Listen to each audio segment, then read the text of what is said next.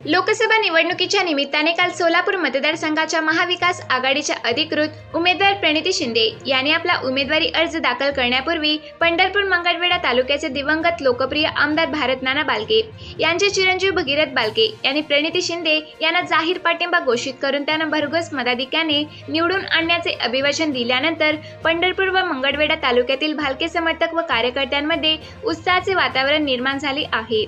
आज पंढरीत आमदार प्रणिती शिंदे यांच्या प्रमुख उपस्थितीत पंढरीतील वकील, इंजिनियर व डॉक्टर मंडळीच्या बैठकीचे आयोजन केलं। या बैठकीला सौ प्रणिता भगीरथ बालके यांचीही उपस्थिती होती। यावेळी प्रथमच आपली भूमिका स्पष्ट करताना सौ प्रणिता बालके यांनी प्रणिती शिंदे या सर्वसामान्य महिला व जनतेसाठी कायमस्वरूपी उपलब्ध असणाऱ्या खासदार ठरतील अशी ग्वाही दिली। नक्कीच ते खरं आहे, कारण तुम्ही बघितले आहे नानांची 9ची इलेक्शन तुम्ही बघितलेली आहे, 14ची बघितलेली आहे आणि 19ची देखील तुम्ही बघितलेली आहे। ज्याप्रमाणे शिंदेसाहेब नानांच्या पाठीमागे राहत होते त्याचप्रमाणे नानांनी देखील या मतदारसंघातून आपल्या पंढरपूर मंगळ्यातून नेहमीच शिंदेसाहेबांना लीड देण्याचं काम केलेलं आहे।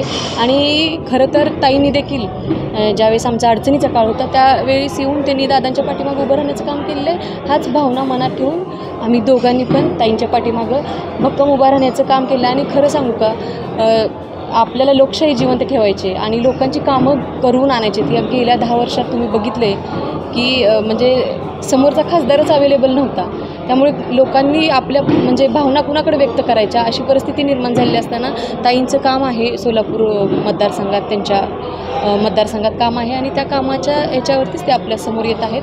त्यामुळे आपण देखील काम करणाऱ्या माणसाच्याच पाठीमागे उभं राहणार। अदृश्य शक्तीवर विश्वास ठेवू नका असं मगाशी आपण म्हणतो। तेच मग अदृश्य शक्तीवर विश्वास ठेवू नका म्हणजे अदृश्यच होते ना। तुम्हाला दिसले का खासदार? गेले 2 खासदार तुम्हाला दिसले का? किंवा पत्रकार बंधूंना तरी दिसलेत का बाईट द्यायला तरी? काही खरं तर 2000 नानांनी सुशीलकुमार शिंदेला मोठं मतात तिकीट तुम्ही सांगितल्या ठिकाणी सुशीलकुमार शिंदे साहेबांनी 2014ला नानाला तिकीटला विरोध केला होता। 2019ला नाना उभं राहिले असताना बाळुंके सरांना त्यांनी उमेदवारी दिली। ते काय ते चुकीचे गैरसमज असतात थोडेफार, त्याच्याकडे आपण कसं आहे ना नवीन ह्याच्यासोबत चालायचं असतं।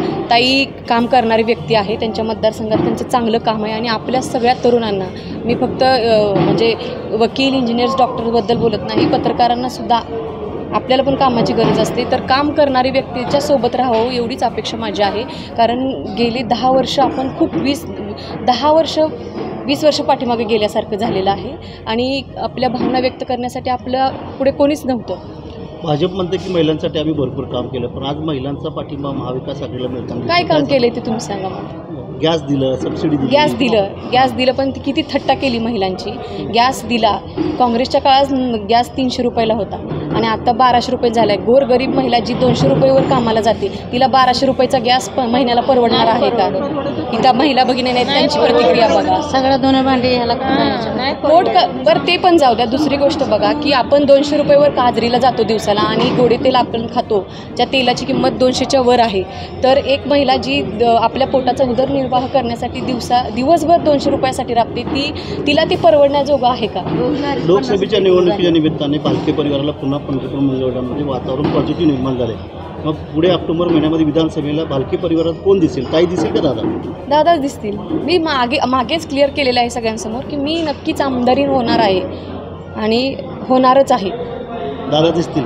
दादाच दिसतील। काही पंढरपूर शहरातील अनेक गोरगरीब नागरिकांना MRI नसल्यामुळं, कॉटेज हॉस्पिटलमध्ये MRI नसल्यामुळे झळ पोचत आहे, खाजगी दवाखान्याकडून लूट होत आहे। त्या गोष्टी तुम्ही एक डॉक्टर आहात काय, आणि नानांनी त्यासाठी प्रयत्न केला होता जिव्हाळ्यापासून। मी मगाशीच व्यक्त होताना सांगितले की आपल्यासाठी आवाज उठवणारा व्यक्तीच आपल्यातून निघून गेला, त्यामुळे ह्या पंढरपूर तालुक्याचं, मंगळवेढा तालुक्याचं खूप मोठं नुकसान झालेलं आहे। ज्या लोकांना नागरिकांच्या समस्या असतील त्याबद्दल माहितीच नाही, असे लोक आपल्या समोर लोकप्रतिनिधी म्हणून आहेत, तर हे होणारच आहे। त्यासाठी आपण सर्वांनी एकत्रित होऊन येणाऱ्या पुढच्या काळात योग्य उमेदवाराला मतदान करावं असं माझी इच्छा आहे। कारण मी डॉक्टर आहे। मगाशी कारंडे सरांनी सांगितलं की जे उपकरणं असतात डॉक्टरांची त्याच्यावरती 28% GST आकारली जाते आणि ही डॉक्टरांची व्यथा झाली। पण खरं सांगू का तुम्हाला, ग्रामीण भागात ज्यावेळेस मी फिरते त्यावेळेस ज्या गरीब लोक आहेत, जे कष्टकरी आहेत, जे शेतकरी आहेत, तुम्हाला माहीत आहे की जीवावर उदार होऊन शेतात रात्रीचं काम करावं लागतं। आपल्या शरीराला एखादी इजा झाली किंवा एखादं दुखणं बाईच माणसाचं असू द्या किंवा इतर वर्गाचं असू द्या, ते दवाखान्यात जायला कचरतात की ह्या GST उपकरणांवरती म्हणजे उपकरणांवरती GST लादल्यामुळं इतर खर्च पण दर पण वाढले ना हॉस्पिटलचे, तर दवाखान्याला जास्ती खर्च येतो आहे म्हणून ते आपला आजार अंगावर काढतात. एवढी वाईट आणि दयनीय अवस्था या सरकारने केलेली आहे आणि कुठंतरी याच्या विरोधात आपण निषेधार्थ उतरलं पाहिजे.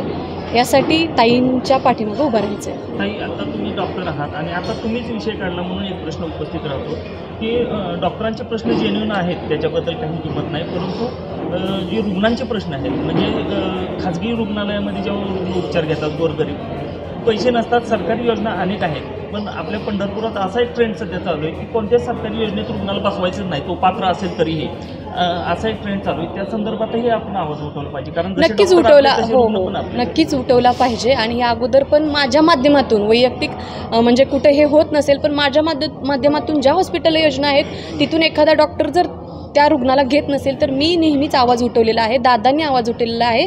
आणि इथं साधना काकू आहेत, लेडीज आहेत, कुणी पण मला फोन करतं. इवन कॉटेजची पण एखादी तक्रार असू द्या, तिथं त्या व्यक्तीला सोय होऊ द्या, मिळवून देण्यासाठी मी नेहमीच आवाज उठवत असते. आणि मी काही इलेक्शन पुरतं फिरत नाही, मी रोज आणि 24 तास जनतेच्या संपर्कात आहे आणि तुमच्या म्हणजे जनतेच्या सेवेसाठी मी 24 तास उपलब्ध आहे. त्यामुळे तुम्ही जो हा प्रश्न मांडला तो मी करतच आहे, पण इथून पुढच्या काळात जर कुणी असं आढळलं, तुमच्या माध्यमात आलं, तर तुम्ही नक्कीच मला संपर्क करावा, मी नक्कीच ते काम करून देईन. काही महिलांचं संघटन तुमच्यासारखं पंढरपूर तालुक्यात कुणाचंही नाही आहे, त्याच्याकडे मजबूत महिला संघटना आहे. आता तुम्ही काही शिंदे यांना पाठिंबा दिला, तर या लोकसभेच्या निवडणुकीमध्ये महिलांसाठीचे काही वेगळे मेळावे मतदार झालेल्यासाठी वगैरे काय असं प्रोग्राम आपण करणार आहोत? नाही, नक्कीच करू. खरं तर महत्त्वाची गोष्ट काय आहे माहिती आहे का साहेब, की उपलब्ध होणारा खासदार आपल्याला मिळणार आहे. एखादी मला योजना घ्यायची करायची इच्छा माझ्या मनात खूप आहे, पण जो घडवून देणार आहे तोच समोर नसेल तर मी मांडणार कुणापर्यंत कसे असं आहे ना. तर त्यामुळे काम करणारा व्यक्ती जर आपल्यासमोर असा, नानांनी एक सवय लावली होती की लोकांच्या घरापर्यंत जाऊन कामं केलेली आहेत नानांनी, आणि ही सवय तालुक्यातील मंगळवेढा, पंढरपूरच्या टोकापासून ते मंगळवेढ्याच्या टोकापर्यंत आज कुठल्याही व्यक्तीला विचारलं तर आजही नानांचं नाव आदराने घेतलं जातं. ही त्या नानांच्या कामाची पोचपावती आहे. आणि हे उपलब्ध होणारा एखादा व्यक्ती आपल्याला भेटत असेल तर नक्कीच ही योजना आपण पुढे चालवू शकतो.